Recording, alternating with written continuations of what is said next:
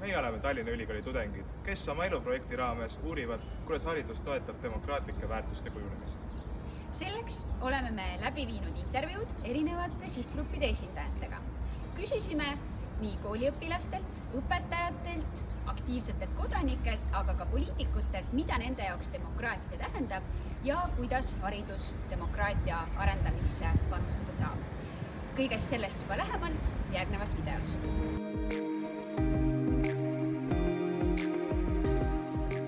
Demokraatia on minu jaoks vabadus, kus minu arvamust võetakse kuulda, aga samas arvestatakse ka teiste arvamusega. Vabadus, vastutus ja kindlasti ka esindatus. Inimesed saavad kõik kaasa rääkida, kus neil on oma arvamus, nad julgevad seda julgelt ka väljendada. Чтобы представлялось больше мнения и представлялось мнение меньшинства. Igal ühel on võimalus enese väljenduseks, ärakuulamiseks, aga ka olla see, kes ta tahab olla. Sõnaõigus, inimese vabadus ning inimesel on ruumi, et elada. Võimalus anda oma arvamus riigi valitsemise ja korra kohta. Mõlemad pooled, kes siis midagi soovivad, ikkagi siis nagu saavad oma soovi siis mingi määral täidatud.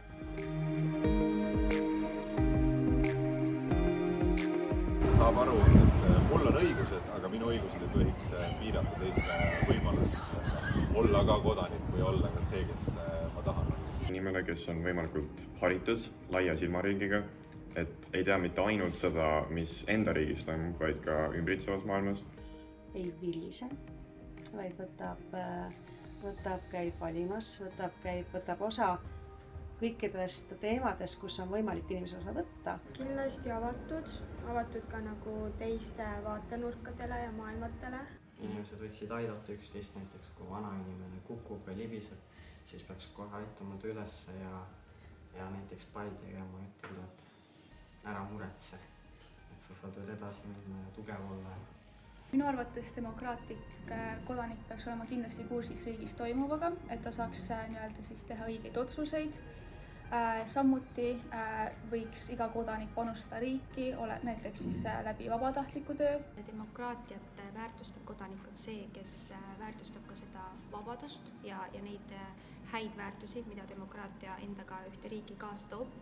Я думаю, что человек, который живет в демократической стране, должен быть открытым к разным позициям, к разным мнениям, но в то же время у него должно быть свое какое-то мнение, обоснованное.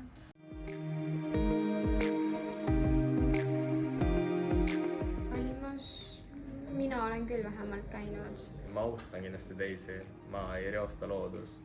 Igal pool on kaasa, kus võimalik on, sõna sekka ütlen. Vilisen ka, kui tarvis on. Ma olen väga aktiivne kodanik.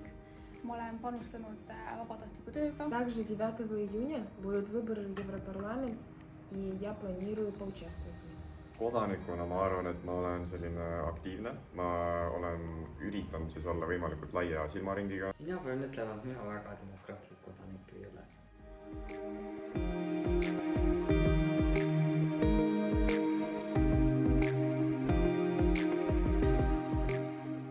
Можно приглашать каких-то политиков, гражданских активных деятелей на так называемые выступления. Еще можно организовывать какие-то визиты гостевые в ту же Riigikogu estonski. Kindlasti rohkem anda noortele seda teadlikkust, mis meie poliitikamaastikul toimub.